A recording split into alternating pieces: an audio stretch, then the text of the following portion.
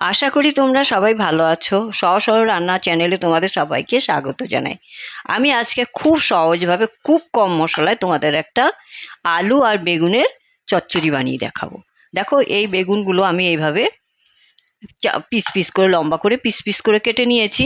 আলুগুলোও ছোট ছোট করে পিস করে কেটে নিয়েছি। এর মধ্যে এই দুটো তিনটে লঙ্কা, একটুখানি রসুন, আর এই দেখো এইটু ধনে পাতা, আর 2 চামচ টক দই, এই সামগ্রী বাস। আর তো হলুদ আর এ তো চাই, হলুদ তেল এগুলো ও তো স্বাভাবিক। তা আমি এইটুকু সামগ্রী দিয়েই তোমাদের একটা খুব টেস্টি তরকারি বানিয়ে সবজি বানিয়ে দেখাচ্ছি। দেখো কিভাবে বানাচ্ছি। আমি এইটা একটু পেস্ট করে একটুখানি এইটাকে ধনে পাতা, লঙ্কা আর এই রসুনটাকে আমি একটু পেস্ট করে নিচ্ছি। হ্যাঁ, এই দেখো, আমি একটু এই 3টে লঙ্কা দিয়েছি, তোমরা বুঝে দিও কম বেশি। আমি এটাকে একটু পেস্ট করে আনছি। দেখো, আমি কিন্তু পেস্ট করে নিয়ে এসেছি। এই যে ধনে পাতা, রসুন আর লঙ্কা। এবার কড়াই বসিয়ে দিয়েছি একটা। কড়াইতে আমি একটু সরষের তেল দিচ্ছি। তেলও কিন্তু বেশি লাগে না, অল্প একটু তেলের ভিতরে, গরমের ভিতরে অত তেল মশলা ভালো লাগে না। দেখো, আমি একটা কড়াই বসিয়ে একটু তেল গরম করে দিতে দিয়েছি। দেখো, এবার আমি একটু এতে কালো জিরে ফোড়ন দেবো। কালো জিরে ফোড়ন দিয়ে দিলাম। কালো জিরেটা একটু ফুটে আসলে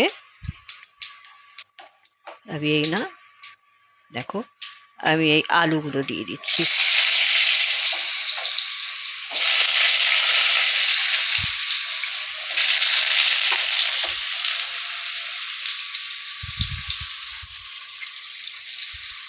এবারে এবার এবার আমি একটু হলুদ দিয়ে নাড়িয়ে একটু সাঁতলিয়ে নেব।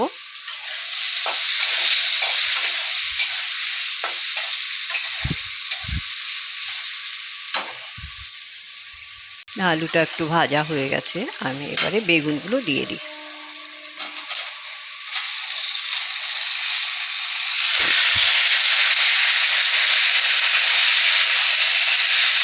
খুব সহজ রান্না। হ্যাঁ, গরমের ভিতরে একটু হালকা খাবার।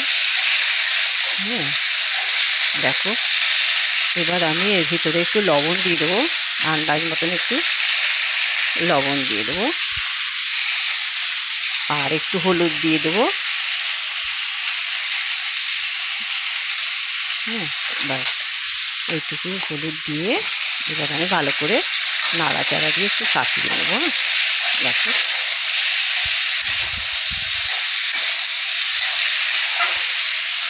একটু ঢেকে দেবো।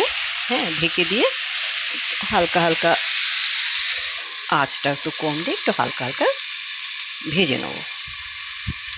সাঁতলানো হয়ে গেছে।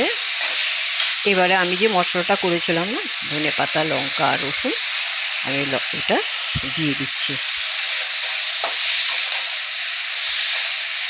এইভাবে ভালো করে আবার একটু সাঁতলিয়ে নিতে হবে।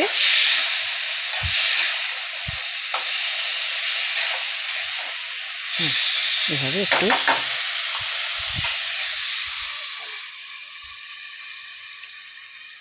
একটু সাঁতলিয়ে নিতে হবে। দেখো, হয়ে গেছে। আমি এই যে মশলাটা ধুয়ে বাটিটা আর এই মিক্সির জারটা ধুয়ে অল্প একটু জল দিয়ে দিলাম, আর এই ফেটানো টক দইটা দিয়ে দিচ্ছি।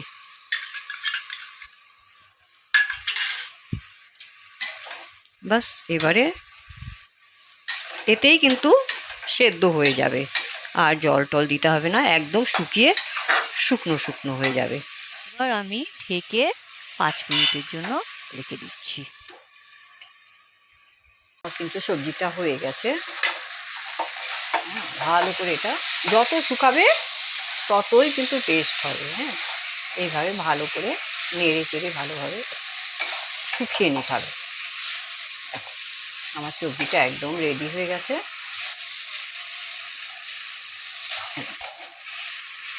আলুটাও সেদ্ধ হয়ে গেছে, একদম টাইম লাগে না, খুব খুব কম টাইমে কিন্তু তরকারিটা বানানো যায়। আমি তোমাদেরকে একটা পাত্রে উঠিয়ে দেখাচ্ছি। এবার গ্যাসটা বন্ধ করে দিলাম।